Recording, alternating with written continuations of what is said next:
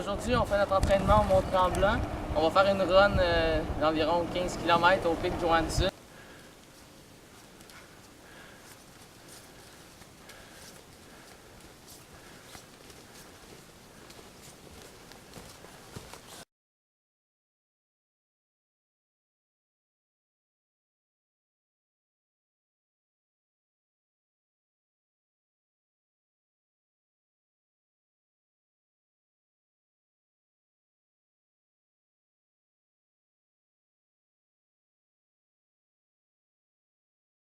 Il est 7h30 du matin.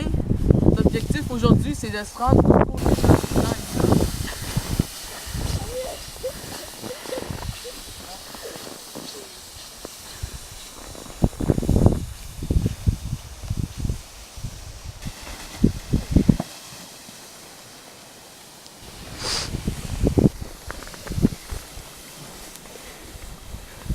Bon, là on est arrivé au chalet de chasse. On n'a pas le droit de rentrer dedans, sauf en cas d'urgence. Fait que s'il y a un accident, on peut aller se réchauffer dedans. Par ici. Attends.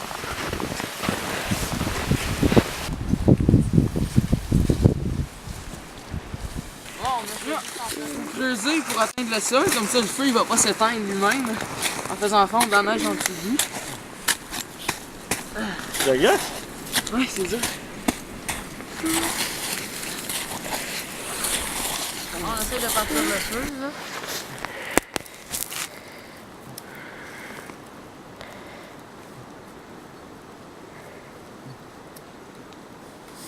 C'est bon.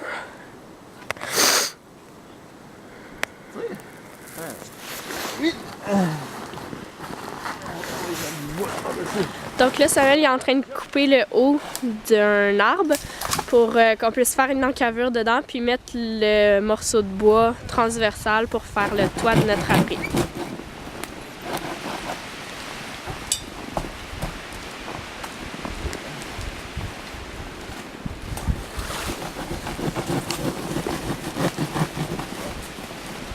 Yeah!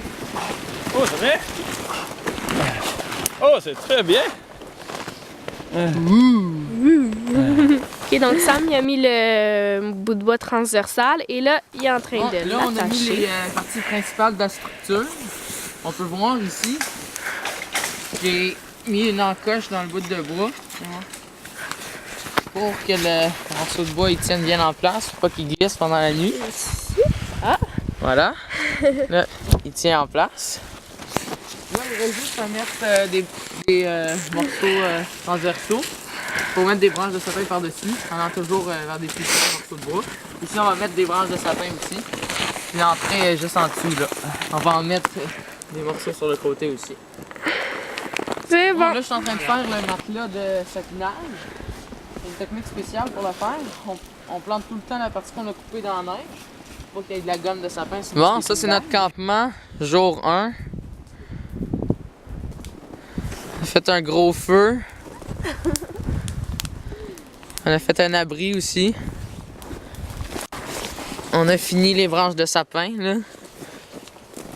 Il faut bloquer les côtés encore, là.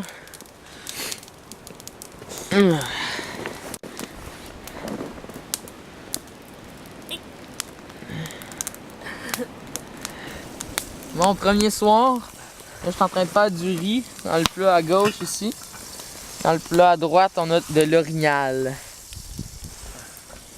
Ah, il fait noir, là, on voit pas grand chose. C'est clair avec ta lumière. Ah, ok, attends. Yeah, ok. Éclaire les plats. Ok, on éclaire les plats. Ça, c'est du riz. Et ça, c'est de l'orignal. On fait du bacon. Regardez. C'est en train de cuire.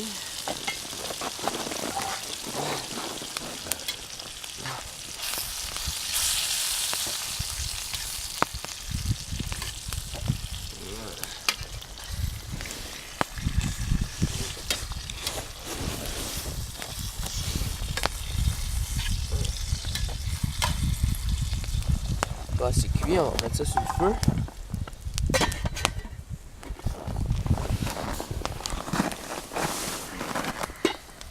Et voilà.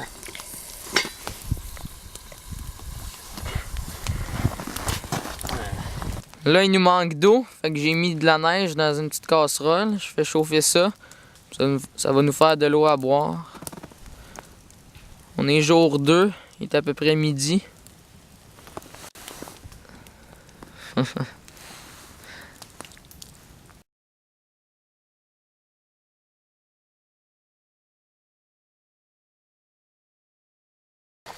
je suis en train de faire du spaghetti là, dans le plat noir, il y a de la sauce. Puis dans la casserole, c'est l'eau qui est la neige qui est en train de fondre pour faire les pâtes. Voilà.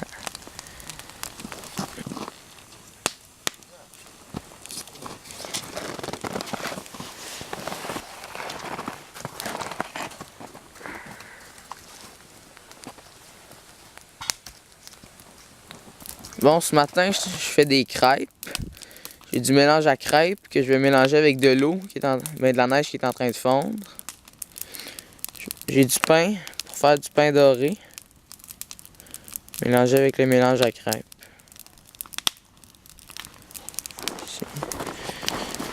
J'ai du sirop d'érable, casserole.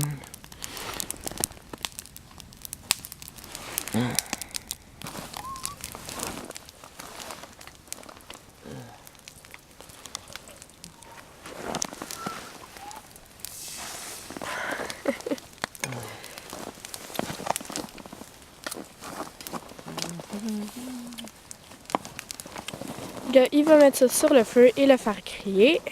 Et ça va être très très bon. Miam! Tu filmes? Oui. Voilà. Juste l'autre côté à griller. Et on se régale. Donc on a tout rangé. Le campement, il reste plus rien. On a quand même laissé notre petite table puis notre genre de cabane pour des souvenirs. Et nous partons. Et les gars y arrivent. J'étais trop vite pour eux.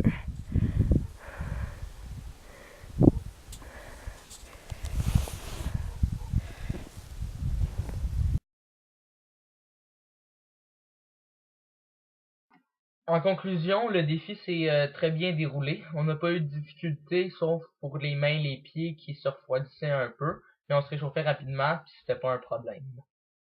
Au niveau de l'entraînement de raquette au Mont-Tremblant, ça l'a beaucoup aidé au niveau physique. Ça me gardait de l'énergie pour me réchauffer, donc pour faire les repas plus facilement. Ça a été une très belle expérience. Ça m'a permis de devenir plus organisé puis de gagner de la débrouillardise.